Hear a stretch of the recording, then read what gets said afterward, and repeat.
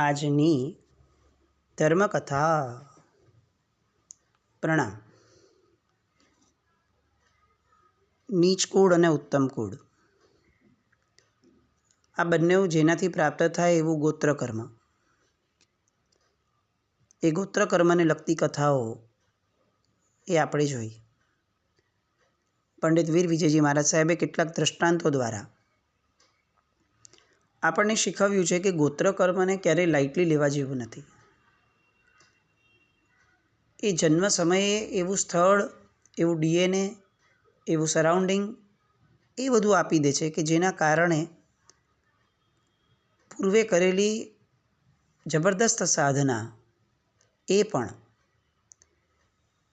એનું ખરું સ્વરૂપ દાખવી નથી શકતી, એનું ખરું પરિણામ આપી નથી શકતી. આપણે સામાન્યથી જોઈએ તો આપણને ખ્યાલ આવે કે વર્ધમાન સ્વામી ભગવાનના જીવનમાં પણ પ્રિયમિત્ર ચક્રવર્તીના ભવમાં સાહેબ આવ્યા, ભગવાન આવ્યા પ્રભુ, એ પછીથી જે એમનામાં પરિવર્તન આવ્યા છેલ્લા ભવોમાં, એ બહુ સબસ્ટેન્શિયલ હતા, મહત્ત્વના હતા. કેમ આવું થયું?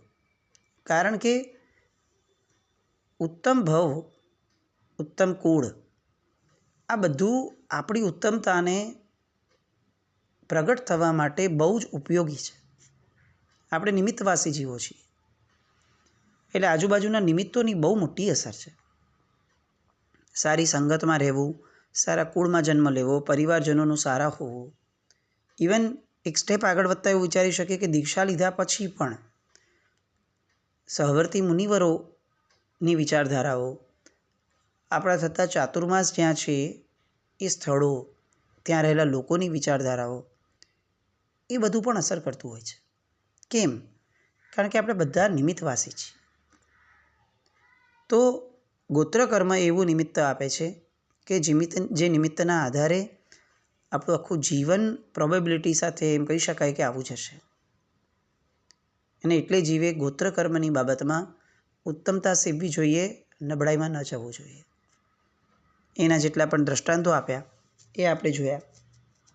એક દ્રષ્ટાંત મરીચીનું પણ મૂક્યું છે એમાં, પણ લગભગ આપણે બધા જ એ કથાના જાણકાર છીએ.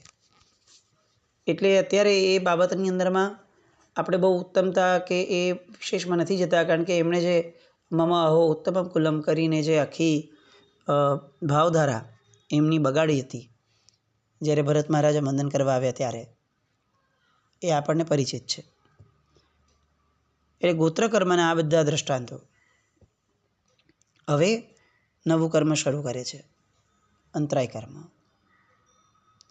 આમ જોવા જઈએ તો અંતિમ કર્મ, અને આમ જોવા જઈએ તો સૌથી મહત્ત્વનું કર્મ. 3 બહુ જ મહત્ત્વના કર્મો છે કે જે 8 કર્મના સ્વરૂપની અંદરમાં આપણે વિશેષપણે જેનું ધ્યાન પણ રાખવું જોઈએ ને જેને સમજવા પ્રયત્ન કરવા જોઈએ. મોહનીય, એ તો આપણે જોયું કે દરેક કર્મની અંદરમાં મોહનીય છે. એટલે મોહનીય વિના જીવ એક કર્મનો ક્ષય કરી શકે એવી શક્યતા નથી. પહેલો મોહનીયનો ક્ષય ઓપ્શન કરવો પડે તો તાત્વિક રીતે આપણે કોઈ બીજા કર્મ ક્ષય કરી શકશું.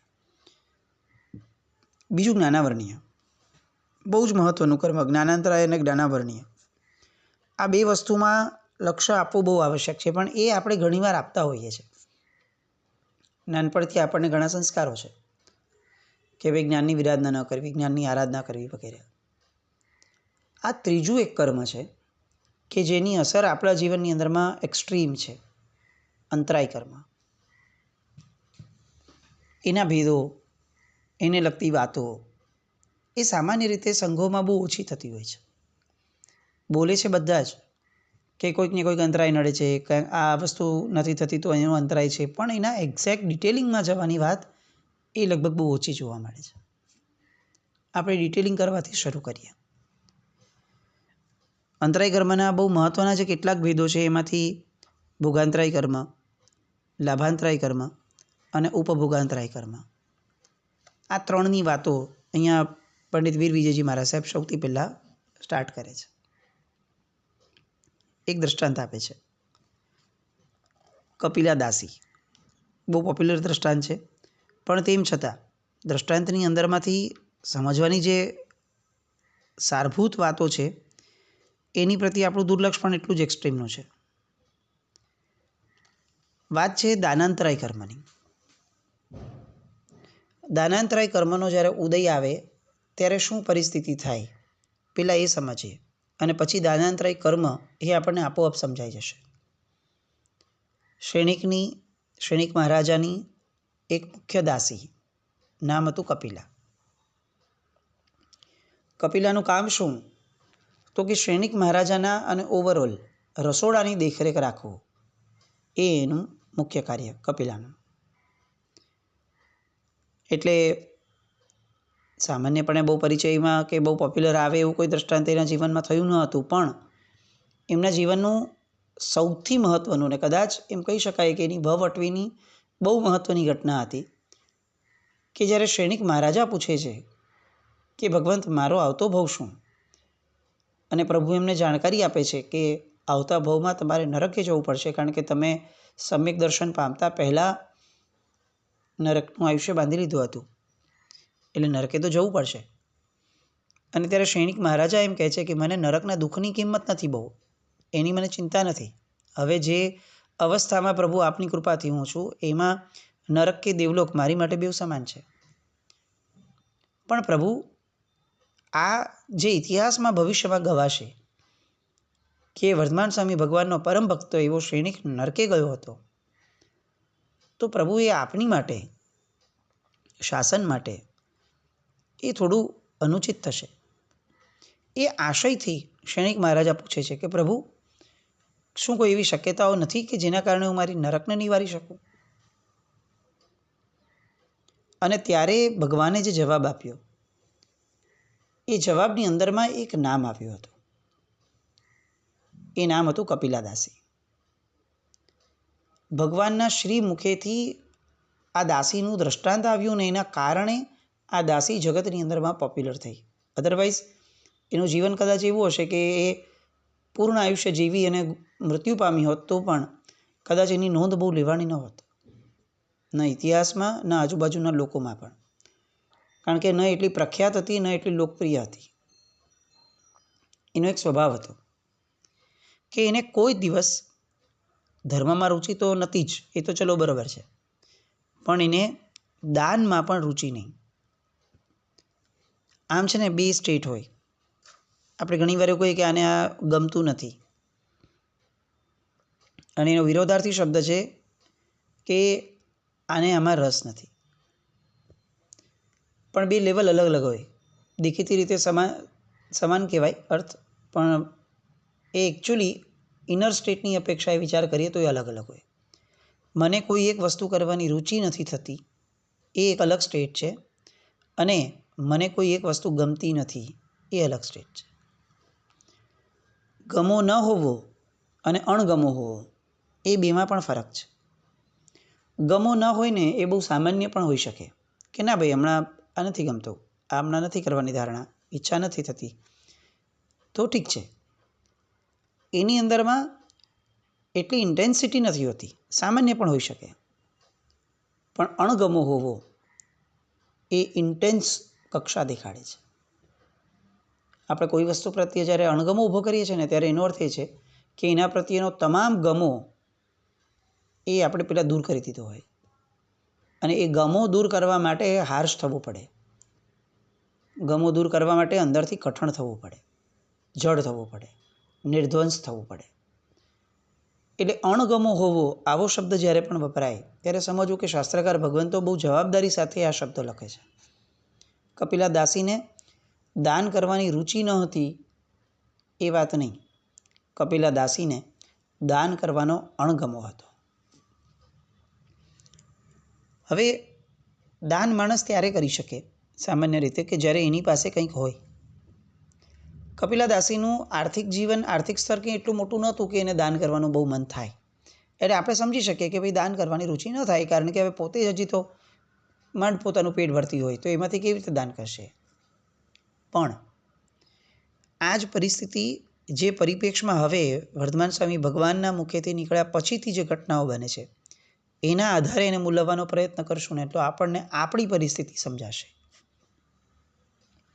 શ્રેણિક મહારાજાને એવું કહેવામાં આવ્યું કે જો કપિલા પોતાના હાથેથી પોતાની ઈચ્છાપૂર્વક મનપૂર્વક ત્રિકણ યોગે મન વચન કર્મ 3 યોગીથી જો કોઈને દાન આપે તો તારી નરક દૂર નિવારાઈ શકાય.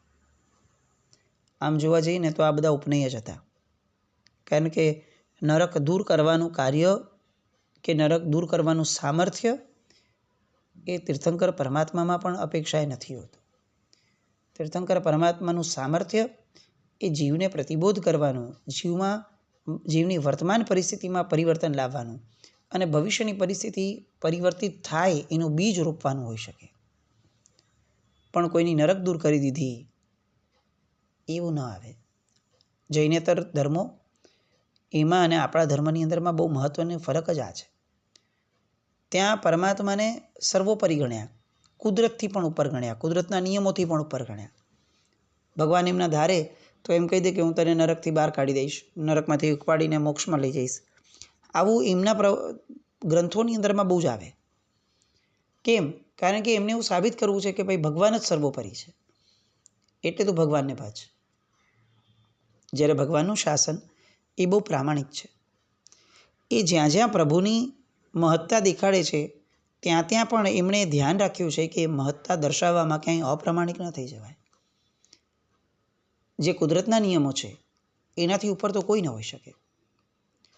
અને એટલે જ જે બેઝ ડિફરન્સ છે અન્ય તમામ ધર્મોમાં અને આપણા ધર્મમાં, આપણા મતમાં, એ મુખ્ય પાયા એ છે કે એ લોકો ઈશ્વરને સૃષ્ટિનો કર્તા માને છે. આપણે ઈશ્વરને સૃષ્ટિના કર્તા નથી માનતા. જે કરતા હોય ને એ બધું જ એને છૂટ હોય, જ્યારે આપણે ત્યાં એવી વાત નથી. ભગવાન પોતે કર્મ ભોગવે છે એમના ઉદિત કર્મોને, તો પછી બીજાના ઉદિત કર્મોને કઈ રીતે દૂર કરી શકે? અને કર્મની થિયરીની અંદરમાં ધેર ઇઝ નો એક્સેપ્શન. અમે એ ભગવાન હોવા છતાં એમનામાં કોઈ અપવાદ અથવા એમને કર્મથી ઉપર આવી વાતને સમર્થન નથી આપતા એવું પૂર્વાચાર્યો, શાસ્ત્રકાર, ભગવંતો ઠોકીને બધે કહે છે. એટલે સૈનિકને ક્યારેય એવું નથી કહેવામાં આવતું કે સારું ચાલ તું મારા શરણે આવી ગયો છે તો હવે હું તારી નરક દૂર કરી દઈશ. ના, તારી નરક દૂર કરવા માટે તારે જ પુરુષાર્થ કરવો પડે ભાઈ. તારો આત્મા એ જ્યારે જાગશે ત્યારે એ જે ભવિષ્ય તે બાંધી નથી લીધું એના સિવાયનું ભવિષ્ય બદલાવવા માટે એ શક્તિશાળી બની જશે. નરક દૂર કરવા માટેનો એક ઉપાય કયો કે કપિલા પાસેથી દાન અપાવડાવ. સૈનિકે એ નક્કી કર્યું. કપિલાને અખૂટ ધન આપ્યું કે લે આ ધન, પણ આ તારી માટે નથી, તું આ લોકોને દાન આપ. સૌથી પહેલો પ્રયત્ન નિષ્ફળ ગયો. કપિલાએ ના પાડી દીધી કે ના, હું શું કામ દાન આપું, મારે નથી આપવું. ન જ આપ્યું, ધરાર. એ પછી સૈનિક મહારાજાએ આદેશ કર્યો કે હું રાજા તરીકે તને આદેશ કરું છું કે તું દાન આપ. તો પણ કપિલાએ ના પાડી કે આવો કેવો આદેશ હોઈ શકે? મારે શું કરવું એ મારી અંગત વિચારણા છે. મને જે વસ્તુ ગમતી જ નથી હું ન પણ કરું. રાજા એમાં મને પ્રતિબદ્ધ ન કરી શકે. સૈનિકે શાંતિથી કામ લીધું. બીજી કેટલીક વસ્તુઓ આપી અને પ્રયત્ન થયો કે ભાઈ ગમે તેમ કરીને દાન આપે. છેવટે એવું વિચાર્યું સૈનિક મહારાજાએ કે આમ બળથી તો કામ નહીં થાય. કપિલા મુખ્યતયા રસોડાનું જ કારભાર સંભાળે છે, તો આપણે કામ કરીએ. દાન જ કીધું છે ભગવાને. હવે દાનમાં તો કંઈ એવી હોતી નથી કે ભાઈ આટલા કરોડનું દાન કરો કે આ વસ્તુનું દાન કરો તો જ નરક ટળે, એવી તો કોઈ વાત ભગવાને કીધી નથી. અને એવું તો કંઈ હોતું પણ નથી. દાનને દ્રવ્યો સાથે કિંમત નથી હોતી, દાનને અંતરંગ ભાવો સાથે કિંમત હોય છે. તો કપિલાને રસોડાની જ વસ્તુઓનું કંઈક કોઈને આપવા માટે કહીએ. હવે એ તો બહુ સહજ છે, એમાં શું વાંધો છે? એટલે હવે મહાત્માઓને અને બીજા કોઈ પણ લોકોને જ્યાંથી અન્ન આપી શકાય એવી જગ્યાઓએ કપિલાને બેસાડવામાં આવી સાહજિક રીતે. એનું કામ શું હતું? તો કે ત્યાં બધા જે પણ માગવા આવે, જે ગરીબો કે બીજા બધા લોકો, એને ડોયાથી કાઢી અને તારે આપતા રહેવાનું. આ આપ્યું એને પણ દાન જ કહેવાશે. એટલે એને એ સ્થાને બેસાડી. એ સ્થાને બેસી કપિલા. બહુ અણગમો તો હતો જ. કે આ તો કોઈ અર્થ જ નથી આ વસ્તુનો, મને કોઈ હિસાબે આ જચતી નથી. પણ હવે કમ્પલ્શન છે કે એનું તો કામ એ સોંપ્યું છે, એટલે ડોયો અંદર નાખે, ડોયા કે ચમચાથી એ વસ્તુ કાઢે અને જે સામે આવ્યું હોય એને આપે. દેખીતી રીતે આ દાન થઈ ગયું, પણ ટેકનિકલી આ દાન ન હતું. કેમ ન હતું? કારણ કે દરેક ડોયો ઊંધો કરતી વખતે આ કપિલા દાસી એવું વિચારતી હતી અને એવું બોલતી હતી કે આ દાન હું નથી કરી રહી, આ સૈનિક રાજાનો ડોયો દાન કરી રહ્યો છે, મને દાન કરવામાં કોઈ રસ નથી. શું થયું? વિચાર્યું હતું કે બધું જ સમૂહસૂત્રું થઈ જશે સૈનિક મહારાજાએ, પણ આ વસ્તુથી તો એ કપિલાને કેવી રીતે બદલાવે? કોઈનું મન આપણે કેવી રીતે બદલાવી શકીએ? બહારથી કમ્પલ્શન કરી શકીએ, પણ મનને કેવી રીતે બદલાવાય? પુનઃ પ્રયત્ન થયો, પણ કપિલા સ્ટેન્ડ સ્ટીલ હતી કે મને કોઈ રસ જ નથી, મને અણગમો છે, દાન નામની ક્રિયા ધર્મ એ મને પસંદ જ નથી. અનેક પ્રયત્નો હોવા છતાં કપિલા પાસે મનથી દાન ન કરાવી શકાયું. કેમ? કારણ કે કપિલાના દાનાંતરાય કર્મનો ઉદય હતો. ટેકનિકલી આ કયું કર્મ કહેવાય? આનો રોલ પ્લે શું? તો કે આપણને દાન કરવાની અંદરમાં કાયિક અથવા માનસિક અંતરાય થાય. આવું કેમ થાય? હવે એના કારણોમાં જઈએ તો આનું કારણ પણ એ જ અનુરૂપ હોય. કોઈ દાન આપતું હોય એને હાથેથી રોકવો કે ઊભો રહે, ના પાડી નહીં આપતો, આ દાન આપવા જેવું નથી, આ માણસ બરાબર નથી, આ સમયગાળો બરાબર નથી, આ કાળ જ બરાબર નથી, આવા લોકો જ બરાબર નથી, આ પદ્ધતિ જ બરાબર નથી, આવું કહી અને એને હાથેથી રોકી દેવો, એને કાયિક અંતરાય કર્યો કહેવાય દાનનો. પછી આવશે વાચિક અંતરાય. એમાં શું હોય? તો કે કોઈ દાન આપતું હોય તો ના પડાય, દાન અપાય જ નહીં. હોતું હશે કંઈ? આવી રીતે દાન કરવાનું કંઈ વાત જ નથી ને આવી રીતે દાન કરવાનો કોઈ અર્થ પણ નથી. આવું કહી અને આપણા શબ્દો દ્વારા દાન કરનાર માણસના માનસ ઉપર હુમલો કરવો અને એનું માનસ પલટી કરાવડાવી અને એને દાન ધર્મ વિશે શંકા ઊભી કરાવડાવી, આ વાચિક રીતે દાનાંતરાય બાંધવાનો પ્રકાર છે. હજી એક પ્રકાર છે, કોઈએ દાન કર્યું હોય એની નિંદા કરવી. હવે દાન તો થઈ ગયું, દેવાવાળાએ દઈ દીધું, લેવાવાળાએ લઈ લીધું, વાત પૂરી થઈ ગઈ, પણ આપણને ઓલી પંચાયત સમિતિના પ્રમુખ હોવાની જે એક આદત પડી ગઈ છે કે આપણે પંચાયત કર્યા વગર કેવી રીતે રહીશું? તો શું કરવું? તો પંચાયતનો ટોપિક ગોતતા ક્યારેક આવો ટોપિક પડે કે આ માણસ બહુ આ ખોટું કરે છે, આ આવું નહોતું કરવું જોઈતું, આ કરાય જ નહીં. ધીરે ધીરે જકાર એડ થતો જાય, આ ખોટું જ છે. શું થાય? તો કે પ્રક્રિયા પતી ગઈ, જેને જે લાભ મળવાનો હતો એ મેળવી લીધો, જેને જે દાન કરવાનું હતું એ દાન કરી લીધું, પણ આપણે એના નિમિત્તે દાનાંતરાય કર્મ બાંધ્યું. કેવું દાનાંતરાય? તો કે જેમ જેમ ભળતો જાય, આ કરાય જ નહીં, આ ખોટું જ છે, તેમ તેમ દાનાંતરાય એ ગુણાકારમાં વધતું જાય.